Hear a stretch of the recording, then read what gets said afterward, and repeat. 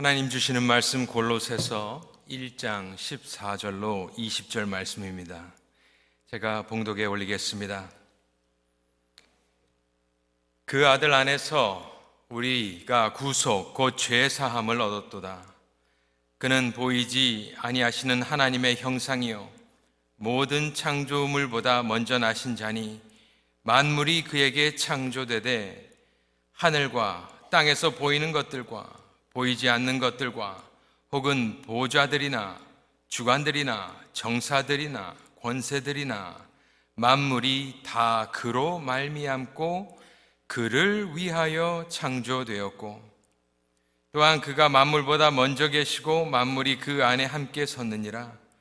그는 몸인 교회의 머리라. 그가 근본이요 죽은 자들 가운데서 먼저 나신 자니 이는 친히 만물의 으뜸이 되려 하심이요 아버지께서는 모든 충만으로 예수 안에 거하게 하시고 그의 십자가의 피로 화평을 이루사 만물 곧 땅에 있는 것들이나 하늘에 있는 것들을 그로 말미암아 자기와 화목해 되기를 기뻐하심이라. 아멘. 할렐루야. 어떻게 잘 주무셨는지 모르겠습니다. 저는 잡아주신 아주 좋은 숙소에서 잘 못 잤습니다. 못 잤어요. 긴장되고 해서.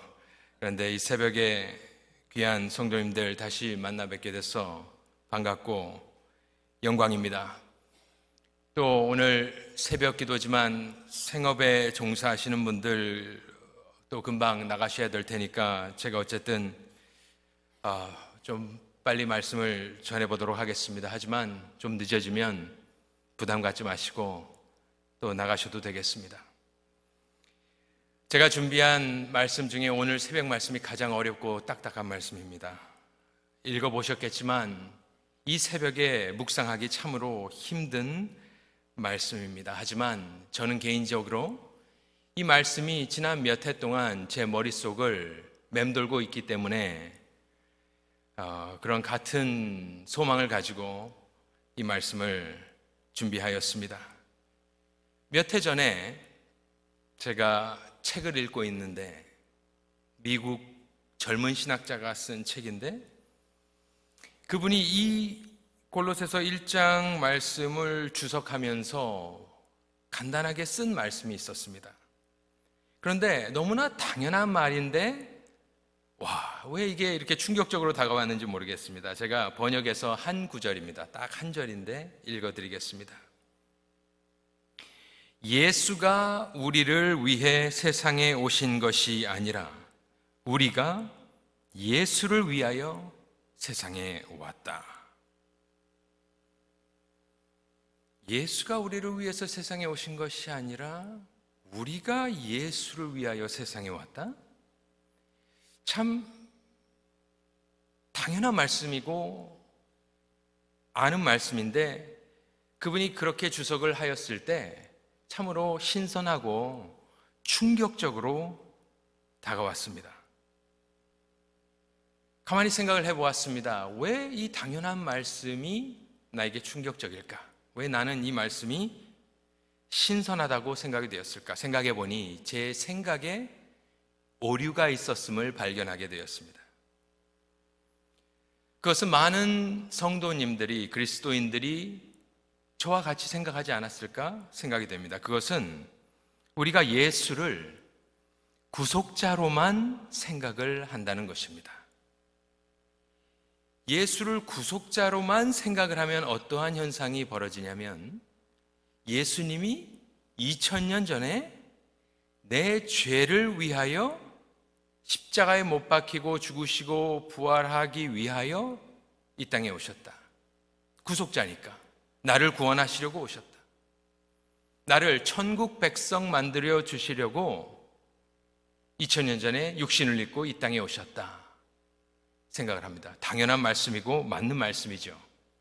그런데 그렇게만 생각을 하다 보니까 은연중에 저는 예수님을 어떻게 생각하게 되었냐면 그래, 예수님은 나를 위하여 이렇게 생각을 하게 되는 것입니다. 그러다 보니 은연중에 예수 그리스도를 내가 마치 소유한 양, 그분이 나를 위해 존재하는 것인 줄 착각을 하고 있었다라는 것입니다. 오늘 본문 말씀은요, 굉장히 어렵고 딱딱하지만 예수님이 구속주만은 아니다. 물론 가장 중요한 부분이 구속주겠죠. 저와 여러분을 위해서 십자가에 못 박혀 죽으신 그 고귀한 희생을 통하여 저와 여러분이 천국 백성이 되었습니다. 그런데 오늘 말씀을 가만히 보면 예수님은 그것을 뛰어넘는 다른 무엇인가가 있는데, 그 다른 무엇이 바로 하나님이, 예수 그리스도가 16절에 보면요, 창조주다라고 말을 하고 있습니다. 16절을 읽어보면 만물이 그에게 창조되되 그에 의하여 그 안에서 창조되되. 누구 안에서요? 누구에 의해서 창조되었다고 합니까? 예수님에 의하여 창조되었다.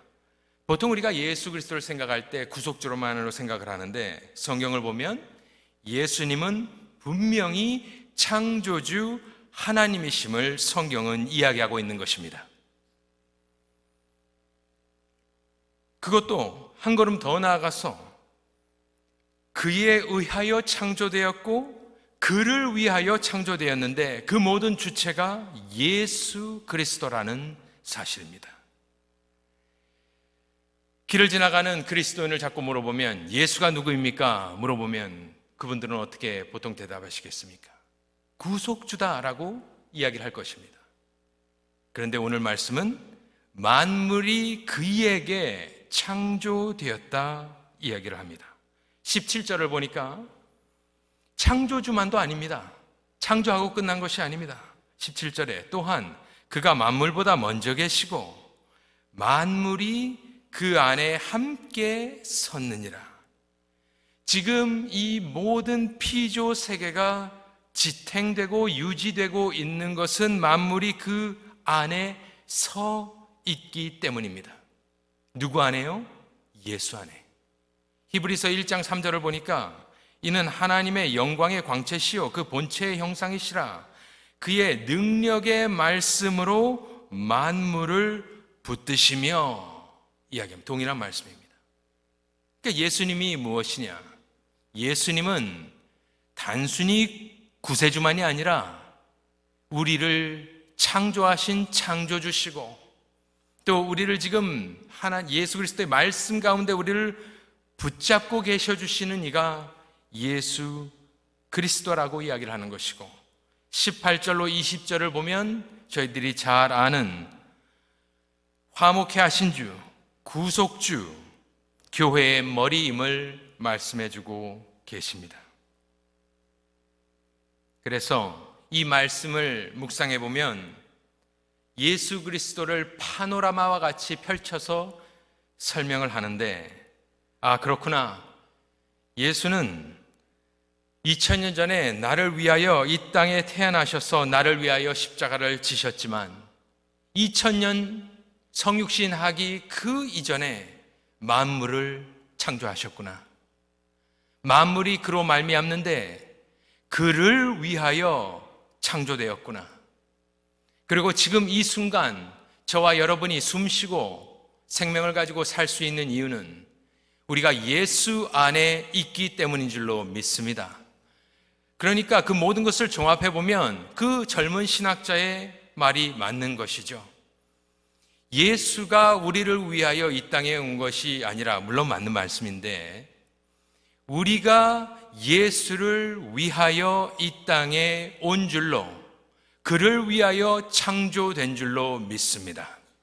너무나 단순한 진리이지만 저는 이것이 너무나 신선하였고, 지난 2주 정도 기도하며 저도 말씀을 묵상하며 준비할 때에 계속 머릿속에 맴도는 단어는 아주 짧은 단어, 그를 위하여. 그를 위하여. 그것이 제 머릿속에서 계속 맴돌고 있습니다. 동일한 은혜가 저와 여러분에게 임하기를 소원합니다. 이 오늘 본문 말씀, 이 딱딱한 말씀을 왜 사도 바울이 성령의 감동으로 적었을까요? 1장 초두에 골로새에 보내는 편지에 이 말씀을 적어놨습니다. 사도 바울이 신학적인 얘기를 하고 싶어서 그랬을까요? 저는 아니라고 생각합니다. 사도 바울은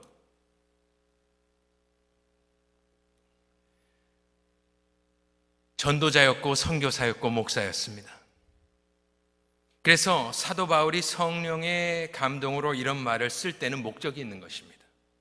골로새 교회 문제가 있었습니다. 저희는 보통 문제 있는 교회, 그럼 고린도 교회, 갈라디아 교회 이렇게 생각을 하는데, 시간이 짧기 때문에 제가 다 말씀드릴 수는 없지만 한번 좀 들어보십시오. 2장에 가면 여러 가지 골로새 교회의 문제를 이야기합니다. 사람의 유전과 세상의 초등학문을 쫓으며 인본주의를 이야기하는 것이고, 16절에 먹고 마시는 것과 절기에 의하여 판단받지 말라, 비판하지 못하게 하라, 유대교 구습을 이야기하는 것입니다. 누구든지 일부러 겸손함과 천사 숭배함을 인하여 너희 상을 빼앗지 못하게 하라, 신비주의입니다. 너희가 세상의 초등학문에서 그리스도와 함께 죽었거든 어찌하여 세상에 사는 것과 같이 규례에 순종하느냐, 율법주의입니다. 곧 붙잡지도 말고 맛보지도 말고 만지지도 말라, 금욕주의입니다. 사람의 명과 가르침을 쫓느냐, 자의적 숭배하는 것을 쫓느냐, 이러한 문제들이 골로새 교회에도 있었다라는 것입니다. 그런데 사도 바울은 그 문제들을 염두에 두고 나서 묵상하며 기도하며 성령의 감동으로 골로새서를 써내려갈 때에 그 초반부에 그리스도에 관해서 깊게 설명을 하고 있는 것입니다. 저는 그것을 이렇게 생각합니다.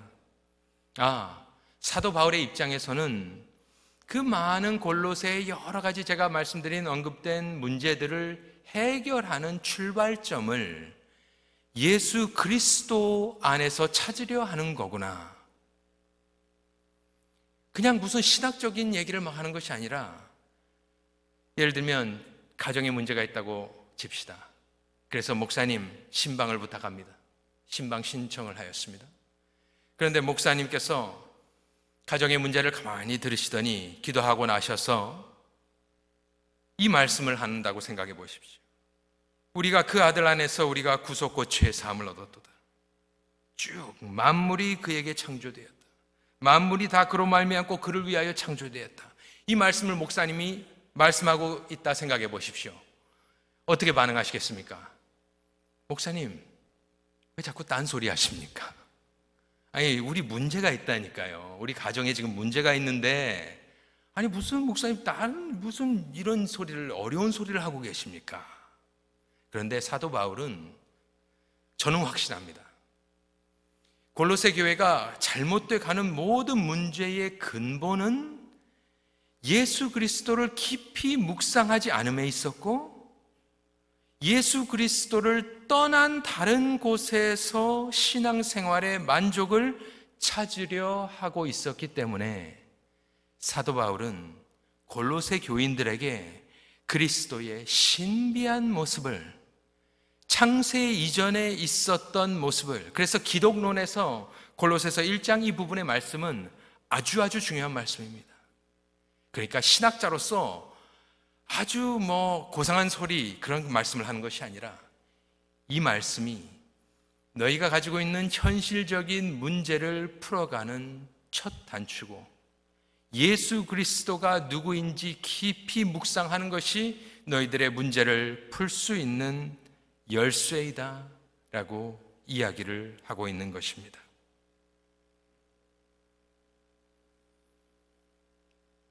누가 누구를 위하여 살고 있는 것입니까? 예수 그리스도께서 나를 위하여 존재하는 것입니까? 오늘 본문 말씀에 따르면 아닙니다. 내가 예수 그리스도를 위하여 창조된 것이, 그를 위하여 사는 것이, 그것이 정상적인 신앙생활이다 라는 것입니다. 제가 이 말씀을 당시에 묵상할 때에 다른 본문 하나를 같이 묵상하고 있었습니다. 그것은 요한복음 12장에 나오는 지극히 비싼 나드 한 근을 예수의 발에 부었던 여인의 모습을 묵상하고 있었습니다. 그 이야기는 마태, 마가, 요한, 누가복음에도 나오지만 누가복음의 다른 여인이라고 신학자들이 이야기를 하는데 복음서에 다 나오는 중요한 이야기입니다. 성도님들도 잘 알고 계실 것입니다. 요한복음의 12장 3절만 제가 읽어드리겠습니다. 마리아는 지극히 비싼 향유 곧 순전한 나드 한 근을 가져다가 예수의 발에 붓고 자기 머리털로 그의 발을 씻으니 향유 냄새가 집에 가득하더라. 마가복음에서는 옥합을 깨뜨렸다고 합니다. 그것을 담고 있던 그 유리병을 깨뜨렸기 때문에 다 부은 것이겠죠. 300데나리온, 저희들이 이야기하는 대로 1년치 보통 연봉이다 이야기를 합니다. 어떻게 이 여인이 그런 헌신을 할 수 있었을까 생각을 하고 있었습니다. 물론 예수님을 사랑하고 예수님을 흠모하고 그랬기 때문에 헌신을 했던 것이죠. 그런데 제 마음 가운데 이 골로새서 말씀과 겹치면서 이 여인의 행동이 이해가 되었습니다. 이 여인이 그럴 수 있었던 이유, 예수를 위해 살 수 있었던 이유는 그녀의 마음 가운데 예수 그리스도가 끝이었기 때문에 가능했던 것입니다. 끝이라는 말씀은 우리가 보통 신앙생활 할 때 예수를 위해서 산다고 하지만 예수 뒤에 있는 무엇인가를 보고 섬길 때가 많이 있습니다. 그런데 예수 뒤에 있는 다른 것을 보면요, 예수님과 딜을 하기 시작합니다. 내가 이만큼 섬겼으니 이만큼 주십시오. 그런데 예수님이 안 주시면 섭섭병에 걸립니다. 치명적입니다. 신앙생활 할 때 섭섭병은 치명적입니다. 그런데 이 여인이 향유 옥합을 깰 수 있었던 이유는 예수님이 끝인데 예수 뒤에 그 어떤 것도 보이지 않았고 보지 않았기 때문에 향유 옥합을 깨뜨렸던 것입니다.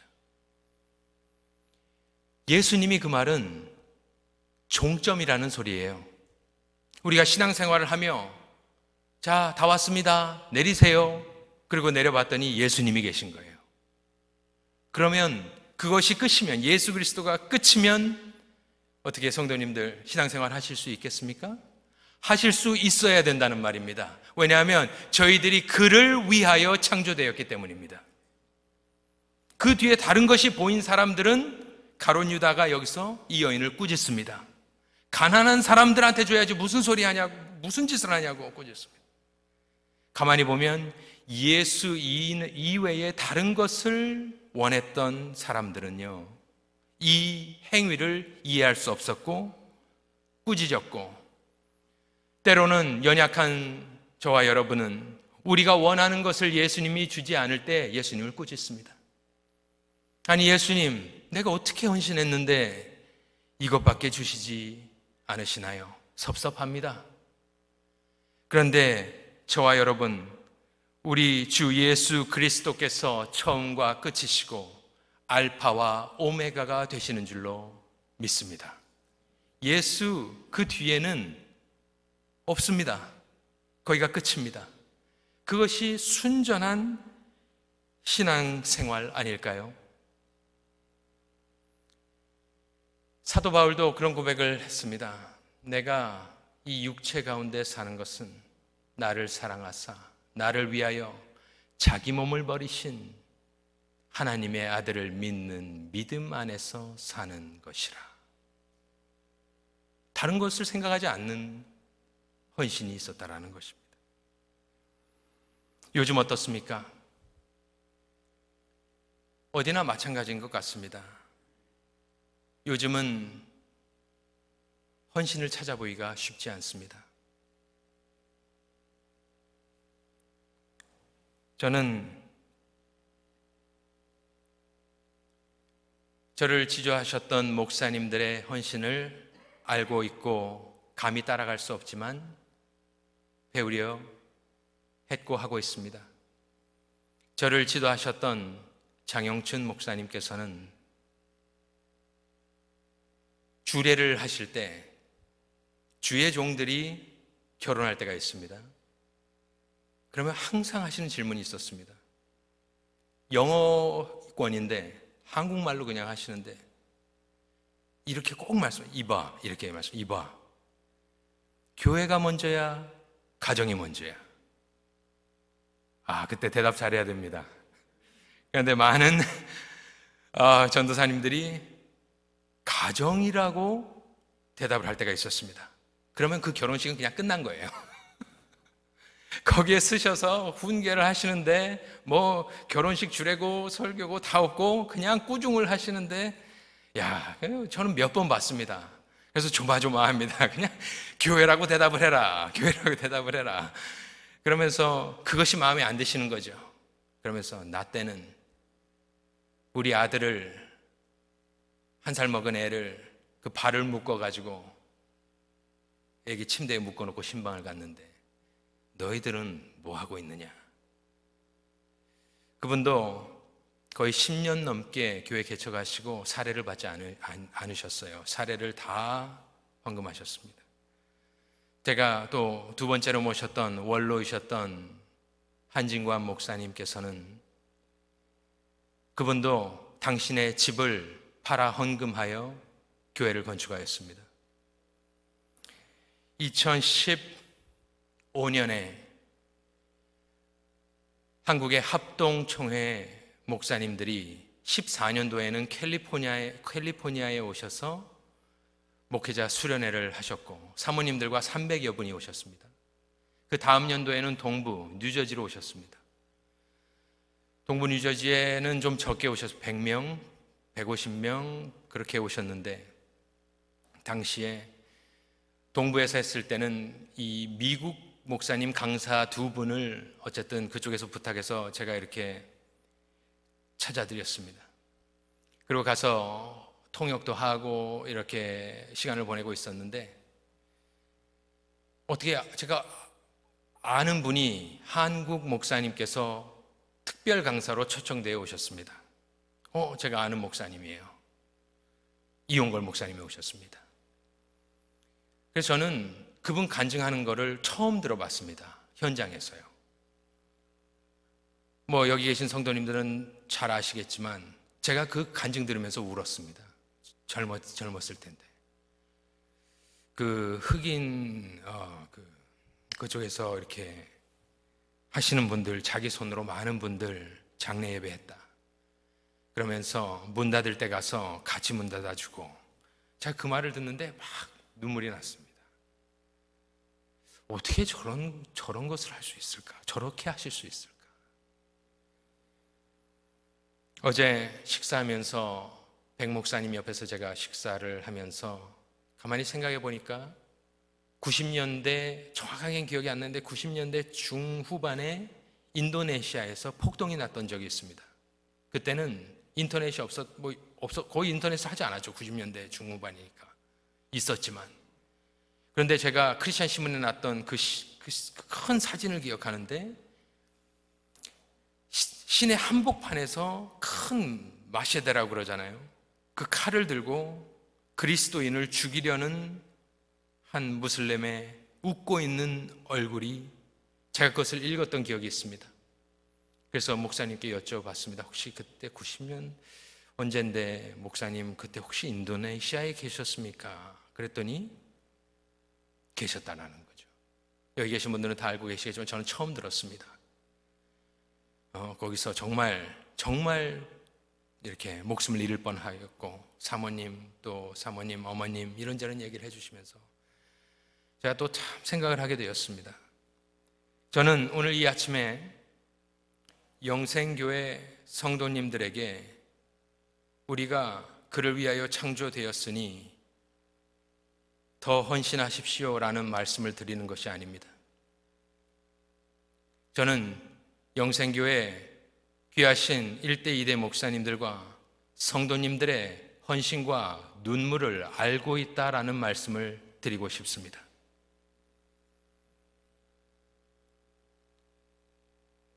제가 젊고 하지만 제가 아는 한 가지는 이곳은 거룩한 땅입니다. 이곳은 젊은 목사가 와서 무슨 꿈을 펼치는 그런 곳이 아니라는 것입니다. 이곳은 81년도에 이 교회가 개척되고 나서 제가 듣고 공부한 모든 간증과 이런 것을 종합해 보면 귀한 하나님의 기적이 일어났던 교회입니다. 제가 섬겼던 퀸즈 장로교회, 퀸즈 한인교회는 퀸즈에 제일 오래된 교회였지만 건축은 퀸즈 장로교회가 먼저 했습니다. 저는 휴스턴에서 자랐기 때문에 그때 많은 분들이 뉴욕의 큰 교회, 그 뉴욕에 제일 먼저 건축한 교회 하면서 많은 분들이 용기를 얻었습니다. 영생장로교회는 저는 외부에서 왔지만 한인들이 없는 곳에서 하나님께서 이러한 기적의 역사를 일으켜 세워주셨기 때문에 많은 디아스포라 성도들이 어떻게 생각을 하냐면 우리도 할 수 있다. 하나님께서 은혜 주시면 우리도 불모지이지만 영생교회처럼 부흥할 수 있다. 그런 용기를 준 귀한 교회입니다. 저는 여기 계신 이렇게 싹 이렇게 훑어보면 다 저보다 나이가 많으신 분들이 계신 것 같아요. 저는 여러분들의 눈물과 헌신을 알고 있습니다. 저는 그 눈물과 헌신을 배우고 싶습니다.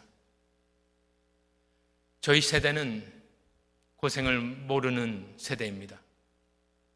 하지만 저는 어떻게 1세 목사님들이 헌신하셔서 그분들의 목숨과 맞바꾸셔서 교회들을 세우신 것을 제가 보고 지도를 받았기 때문에 제가 그렇게 할 수는 없겠지만 어떻게든 주의 종들 가셨던 길을 가려고 지금 이 새벽 시간은 제가 그렇게 마음을 먹고 있다라는 그 말씀을 드리는 것입니다. 저는 신앙생활하고 목회하면서 이렇게 이야기할 것 같습니다. 요즘 헌신하는 사람들 없고 젊은 세대들 30, 40대 헌신하는 사람들 많이 없지 않을까요? 하지만 제발 교회를 섬겨달라, 제발 부탁입니다. 물론 그렇게 해서라도 섬기면 제가 100번이라도 하겠습니다마는 하나님 말씀에 의지하여 저는 이렇게 이야기할 것 같습니다. 성도님들, 예수 그리스도가 여러분들의 구주시라면 여러분은 그를 위하여 창조되었습니다. 그러므로 마땅히 내 생명을 바쳐 예수 그리스도를 섬기십시오.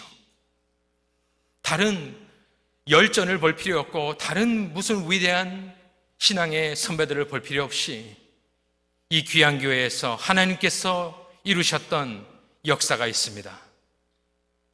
신앙의 선배들, 그분들을 보십시오. 우리 저렇게 헌신합시다. 저렇게 못하면 10분의 1이라도 합시다. 우리 같이 갑시다. 그것이 성경에서 말하고 있는 신앙의 법입니다. 타협하지 말고 그를 위하여 끝까지 믿음의 경주를 완주합시다. 그것이 신앙생활입니다. 예수 그 이상을 보지 않는 것이 신앙생활입니다. 같이 우리 생명 바쳐 신앙생활을 합시다. 저는 그렇게 이야기하려고 합니다.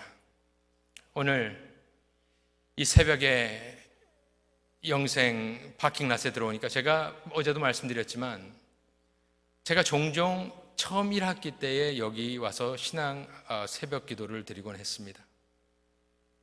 저쪽 문으로 제가 새벽 기도는 그쪽에서 했던 걸로 기억을 하는데 오늘도 이 새벽에 와서 보면서 이 넓은 땅에 이 위대한 역사를 이루신 하나님을 찬양했습니다. 하나님께서 귀한 교회 책임져 주시고 지금 상황이 녹록지 않지만 이 교회가 창립되었을 때는 그때는 상황이 좋았겠습니까? 그때는 한인들이 넘쳐나고 돈이 넘쳐나고 헌신자들이 넘쳐났겠습니까? 아니죠. 그 1세대 귀한 성도님들이 모든 것을 예수 앞에 바쳤을 때 이러한 일이 일어났습니다.